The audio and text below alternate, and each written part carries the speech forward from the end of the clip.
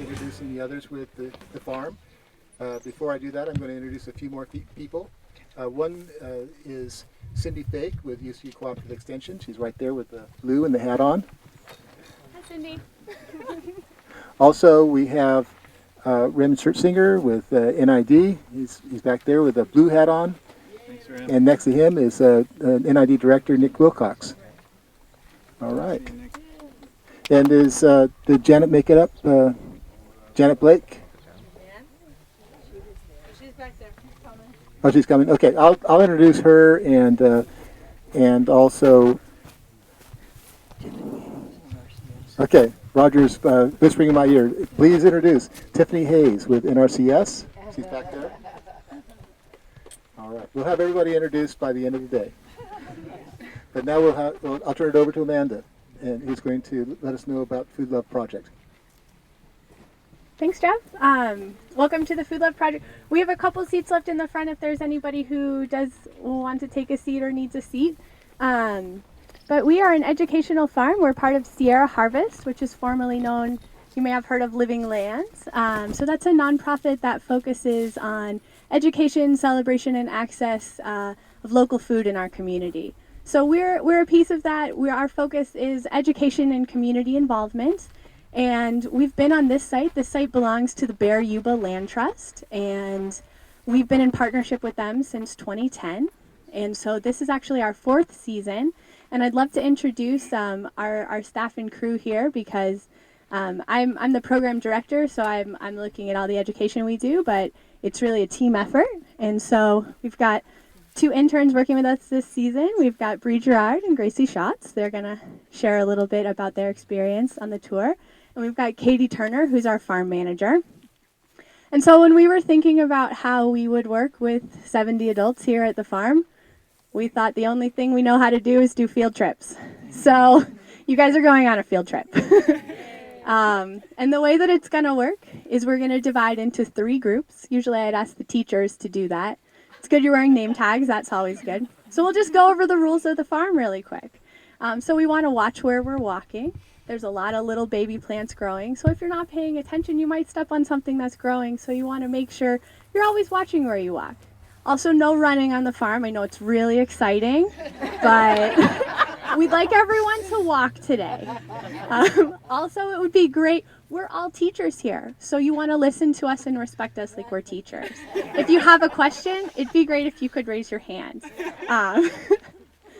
So those are the rules of the farm. Also, you get a chance to taste some new things today. Now, do you think if you don't like something, it would be good to say, oh, I don't like that. That's gross. No. I know some people. Dan. So the right way, we're going to try some new things today, and we're going to follow the rules. It's very warm out. If you need some water, feel free to drink water. We have a porta potty that's right up the hill. You can get an adult to take you. So we're here to have a really good time. We're really excited. So is there anybody here who it's their first time at the farm? Oh my goodness, welcome to the farm. Is there anybody who's been here before? Welcome back, you guys. So those of you that have been here before, show your friends around, show them, model good behavior here at the farm. So the way that we're gonna start, like I said, we're gonna do 3 groups. You're gonna learn about the education and what we do for meat. You're gonna learn about our animals and our interns and their experience from them. And you're gonna learn about our agricultural practices and kind of the farm management and all of that from Katie. Yeah, Rich? Source of water, NID? Source of water, we're actually spring fed. Spring fed. Yes.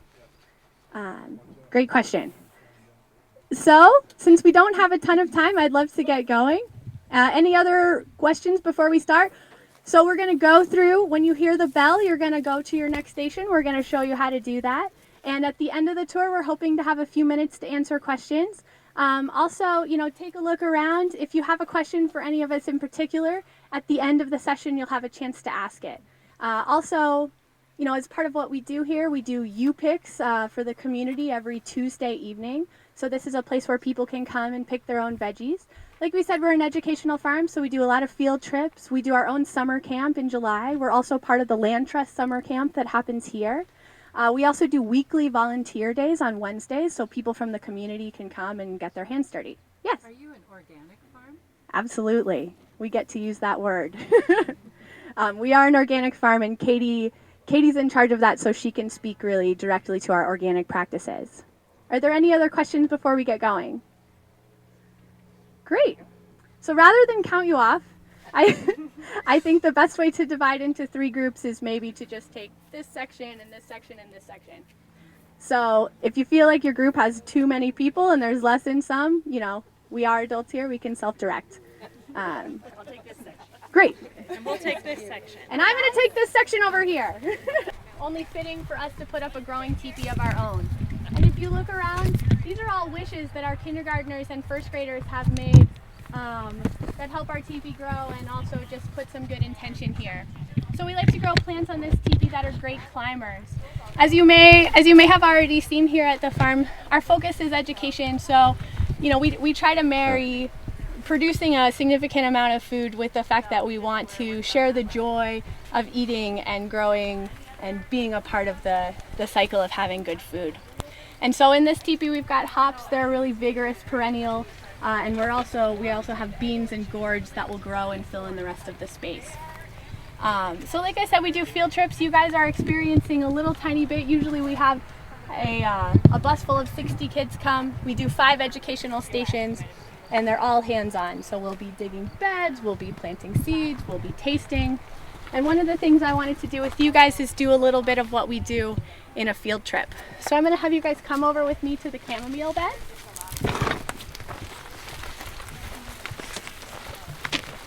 Don't be shy, there's room on either side. So is anybody familiar with this plant? So go on ahead, Sleeping with it. pick one of these little flowers. There's room on either side, don't worry, don't be afraid. So this is called chamomile. In Spanish, this is called manzanilla, which means little apple. So take it, smush it in your hands and smell it. If you're feeling really brave, you can eat it. It's a little bit bitter, but this is something that people often have in a tea to relax them in the evening time. So we love to have chamomile here at the farm. We think it smells really nice, and we like to have it as a tea in the evening. Have any of you ever had chamomile tea? Yep. Excellent. Did you know that you could grow your own chamomile, and it's the flowers that are part of your tea? And it's just the flowers? Is it? It's just the flowers. Okay. Yeah. So these are very prolific. We planted one over there a couple years ago, and this is what happens. So if you want it in your garden, you got to watch out because you. Yep. So. Didn't know what they were. But Well, we don't even grind it up. We just pick it. So if you guys could help me, as you can see, we have all this chamomile here. So if everybody here was to pick some flowers, that might help us get some of our chamomile harvest done. So can everybody help me and pick a handful of flowers, please? you just want the flower? Yes, ma'am. And what are the balls without the leaves? The balls without the leaves are going to be the flowers that have already been pollinated that are on their way to becoming seeds. And do you want those as well, or no? Right now I think we're just going to go for the pretty little flowers. You are so cute. Well, I get nervous talking to adults, but if I just think of you doing a guys as good a job. field trip, that's easy. Yeah. And how many flowers do you usually use making tea? Probably like a nice handful. Yeah. And that's And it'll for make a cup? of It'll make a cup. Oh, okay. Yeah, and if any of you guys have pockets, you're welcome to take your handful of chamomile flowers and have a cup of tea yourself this evening. So I think I have these. I mean, I didn't know what they were. Oh, perfect. Now I'll go home and go, whoa. The tea is actually not very bitter. It's very bitter if you have it sit for a long time, but if you have it sit for maybe like 3 to 5 minutes, it's perfect. So it looks a lot like feverfew. It Except for does. there's not as feverfew's greener leaves, bigger Yeah, leaves. bigger leaves. And that might likely be what you have at home. Might be, yeah. I'll have It's to, a, It takes over it's a too. perennial and it comes back. and it takes over because mine Yeah. is taken Well, you over. can tell by the Yeah. smell. Smell it at home. Yeah, I'll go home and do that. That's kind of That's cool. right. But I love chamomile tea too. So. I mean, a lot of this is one of our most sweet and relaxing activities. So we do a volunteer day every week, and we've been working with Turning Point Community Programs. They're a mental health organization, and they've been having a group come out every week. So they bring about 10 folks, and I'll tell you, those guys are my chamomile picking champions. They love it. What you want? That looks great. Okay. So now I'm going to move over here, and I'd like to introduce, one of my favorite vegetables here at the farm. Do you have a basket, Amanda? Will you get a basket? Yeah. Out of the shed, please? Yeah. Thank you. Come over here, hold your chamomile in your hand, give it a good sniff. Come on, don't be afraid. So I want to introduce you to one of my favorite things that I've learned about as a farmer. This is called tatsoi, and this is like an Asian spinach. It's really good cooked. It's really good raw. And I would like to invite everybody to bend down and pick one to try yourself. And what is this? This is called tatsoi, and commonly we'll call it maybe like an Asian spinach. But I love this plant. It's easy to grow. It's delicious cooked. It's delicious raw, and when it starts to flower, the flowers are delicious. The leaves are still delicious. So it's really good. This is one of my fun ones. I had not even heard about this until I started farming. Did anybody want to try some? Rich? Now, if we come out on pick day, can we pick this? Absolutely. And the arugula and And so we've got some arugula here. This is a little more common if anybody wants to try arugula. It's a little bit spicy. It's really good. it's good, isn't it? The stem is a little bitter. But so how do you work the pick your own, Carol? We're going to come out and pick. Oh, we are. Okay. For our U-Picks, you come out at 4:30, between 4:30 and 6:30 on a Tuesday evening. You bring your bags, maybe you bring some clippers. We show you what's ready. We show you how to pick it, and then you have at it. Cool. And if you don't want to pick it yourself, we'll pick it for you. Okay, do you charge for it? We do. Or the bag or how? We do farmers market prices, so it's like $2.50 for a bunch. We do things like okay. salad mix by the pound. That's good. So now we're going to gather back in the teepee because it's time for us to put our chamomile in the basket, and also we need to ring the bell because it's time to do our next station.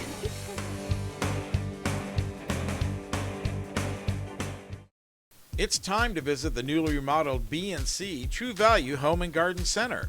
The new B&C has completely changed for your shopping convenience. Their new expanded garden center has everything you need, including expert advice on trees, shrubs, and perennials. Check out their new website and the new spring hours. And thank you for voting B&C the best hardware and building supply in 2012. So start right, start here at B&C True Value Home and Garden Center.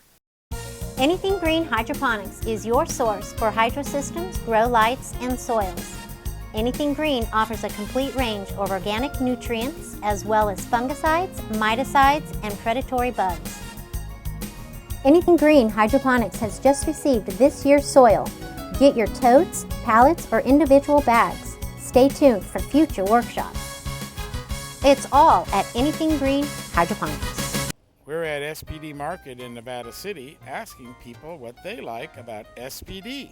I've been shopping here for about 20 years, and the people are very courteous, and I especially like the meat counter. It's nice. You have a great selection, very helpful. Because it's local, it's small, they have wonderful selections of things I need, and the personnel are very nice. And that's why people love SPD Markets in Nevada City and Grass Valley. Welcome to Plaza Tire and Automotive Service in Grass Valley. At Plaza Tire and Automotive Service, the customer comes first. We only do what's right for the customer, not necessarily what's right for business. Third generation family member, learned all that I know from my Grandpa Fred, my dad, my Uncle Mike, my grandma. My entire family's been a huge part of learning about the automotive industry. Grass Valley is our 4th location, and you can also find us in Colfax, Penn Valley, and Nevada City. I am Blake Hauser, and I welcome you to join us for the grand opening at our Grass Valley location. Are you ready to buy or sell your home or property? Placer Title is your local title and escrow company located right here in the heart of Nevada County. We combine the stability of a national insurer with all the benefits of on-site title and escrow professionals. Being voted the best title company by the Union Readers for the past 7 years is a true testament to our local roots and unparalleled customer service. Stop by one of our 2 convenient locations, and thank you for keeping your business local. Well, I noticed your tomatoes. Some of them you're just flat, and some of them you mounded up. But what's the these right difference? here, these are potatoes. Oh, those are potatoes. Yeah, but that's a common mix-up Okay. because they're all part of the same family. Oh. Yeah. So we've started hilling them, and Is that what you do with potatoes? You just Mhm. Yeah, you hill them because all those little axils, all the elbows in the plant, that's where the potatoes form. So if you hill them, they have soil to form potatoes. then they produce more potatoes. Exactly. So we just were working on that last week. Yeah, any other questions or observations? All right. So I'm Katie Turner. I'm the farm manager here. I started 3 years ago as an intern and got hired to stay on and work with Amanda. And I'm very happy about that. Somebody asked earlier if we're certified organic, and we are. Through CCOF, you might have seen the sign hanging by the gate when you came in. Last year, we started going through all of the paperwork.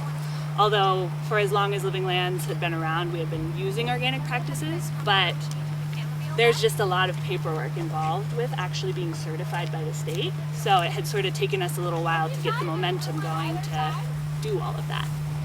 And yeah, since we have, it's been really great just to like know more about that program, to be supportive of it and have them support us, and then to just like really understand what farmers have to do in order to get that certification.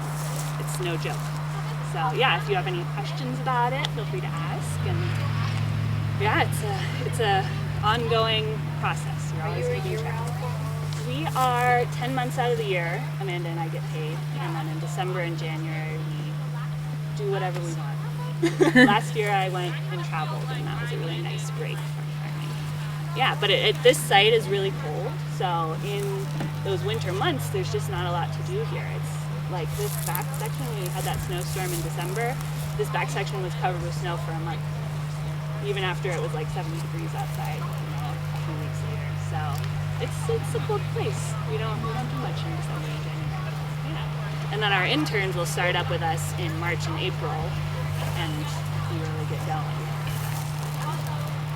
So other than that, as you can see, we sort of have blocks of different kinds of crops. You see we have lentil beans, and then we have some solanums down there, our tomatoes, peppers, eggplant. This is like our potato section. Right here we do Three Sisters. Do you guys know what Three Sisters are? Oh, the Yeah? beans and corn and what's the other one? Squash. Squash. Yes. Right. Yeah, so we're actually Right, going to plant Plants these Association. mounds tomorrow with the Land Trust campers.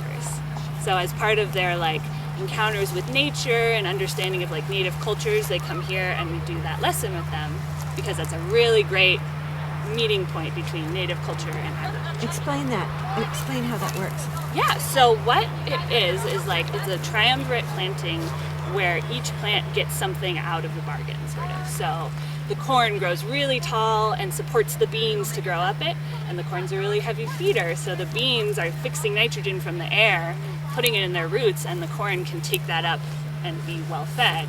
The squash sort of spreads out and enjoys some of the shade from the corn and helps protect its other sisters. And this is a planting technique that's been being used for thousands of years. Especially in the southwest United States. That's what How many corn plants or seeds would you put in there? We will probably do, for this size of mound, we'll probably do like 8, one every foot or so. And you Because put you them want to have around corn the close edge together. of that? Yeah, we put them around the edge, and then we'll plant beans right next to them, and then we'll dot in some squash plants, and those will sort of spread out and all hug the three ground. planted tomorrow? All 3 planted tomorrow. And they'll we mature started the corn before- ahead of time, though. Right. Yeah. Will they So- mature? Will they have enough time to mature before fall?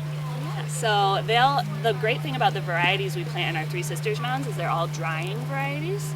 So we'll do dry beans and popcorn and then this winter squash. So at the end of the season we can come through and harvest everything together and cure it all and not be like, stepping on things, trying to get to sweet corn or something.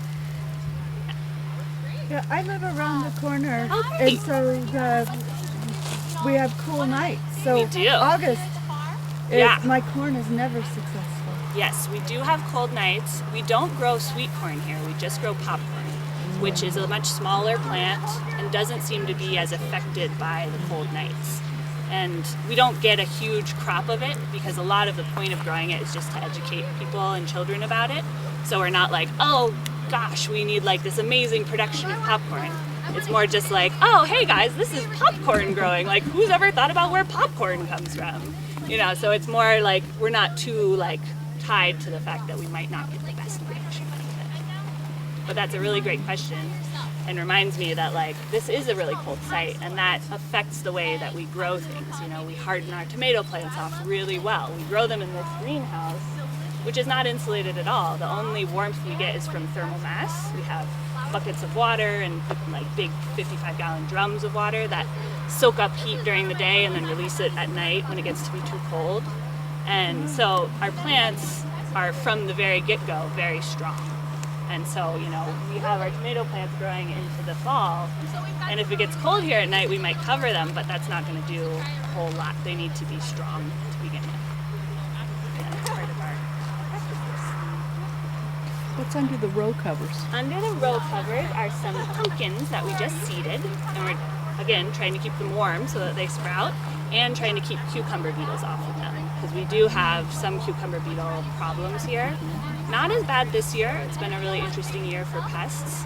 We've had a crazy amount of weeds, huge weed pressure, but really limited pest pressure. So it's been interesting just to see how the weather and the drought and everything sort of affects plants and animals differently. So how long will you have to leave those on? We will leave them on until the plants are like, you know, good popped up above the ground, strong enough to fight off any pests. We might put some hoops under the row cover so it's not laying right on the plants. We are the Food Love interns. Bree is kidnapping a chicken for you guys to see, just like we do on the field trips with the kids. We have them come, we let them pet the chickens, much to the begrudgment of the chickens themselves. But yeah, so a little bit about our chickens here. We have 6 different chickens, and we move them all around the farm. This coop is mobile, it's on wheels, and what they do is they help us process our cover crop. They eat the weeds and the crops from last year. They poop in the soil and they help us build fertility. Right now they're here, this is our giant weed pile, and they're helping us process this, which we're slowly adding to our compost pile. And we also eat the eggs. This is Tangerine, she's broody, and so she's a real easy one to capture. She's always sitting on eggs. And you only have 6 chickens? Yes. Yeah, So they're it's- mostly for show and tell with the kids. I mean, they love to see us, you know, run around and try to get one.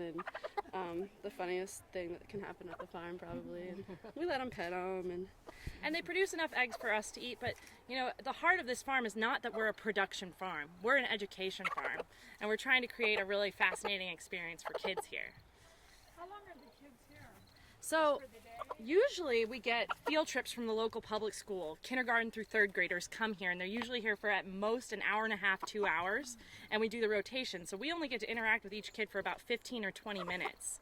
But they do come to the farm every year usually, because we'll work at the same school, so we'll see the same kids. Well, this is our only year here, but Amanda has seen the same kids for up to 4 years now, so they've really built a relationship with this place and look forward to coming and get to see the changes throughout the seasons and throughout the years. And then we also have a summer camp, and that's when we get to like interact with the kids for like a whole week, which I'm really looking forward to. And the community U picks, we see some of the same families coming back week after week with their kids and starting to build a connection with the food growing here and the farm itself. But yeah, we wanted to also tell you a little bit about our internship program, which for me has been kind of a dream job that I landed in. I think we both feel that way. I came from San Francisco managing a butcher shop, living a very stressful life, working over 60 hours a week, and moved here where I get to grow food and teach kids about growing food.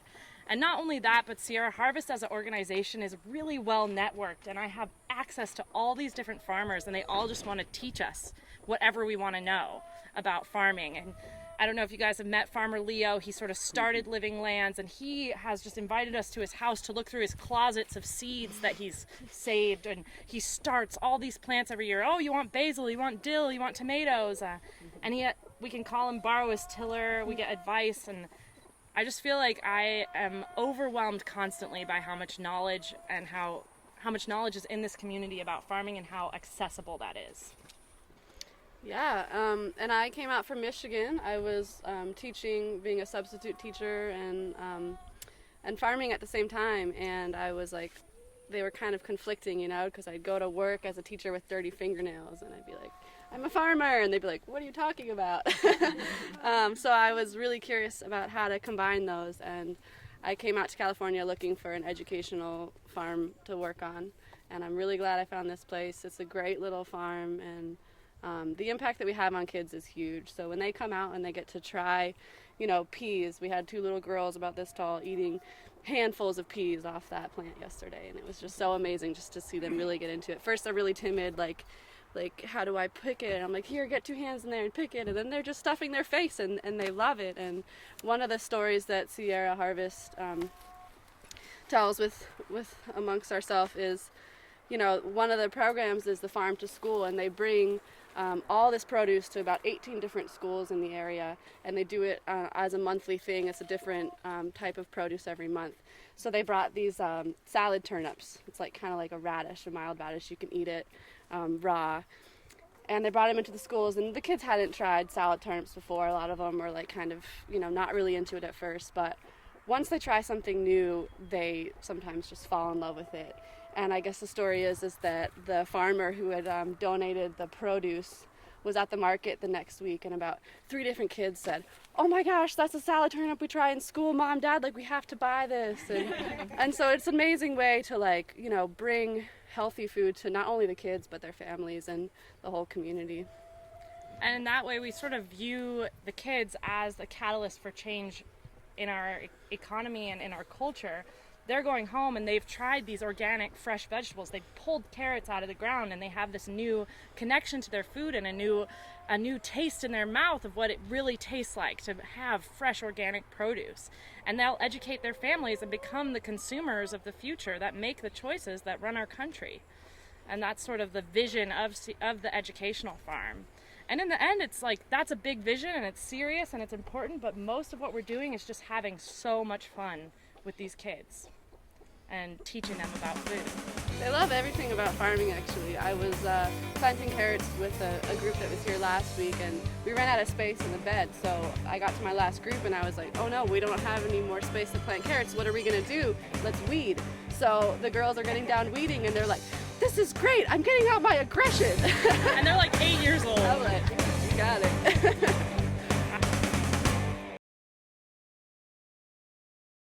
Anything Green Hydroponics is your source for hydrosystems, grow lights, and soils. Anything Green offers a complete range of organic nutrients as well as fungicides, miticides, and predatory bugs. Anything Green Hydroponics has just received this year's soil. Get your totes, pallets, or individual bags. Stay tuned for future workshops. It's all at Anything Green Hydroponics.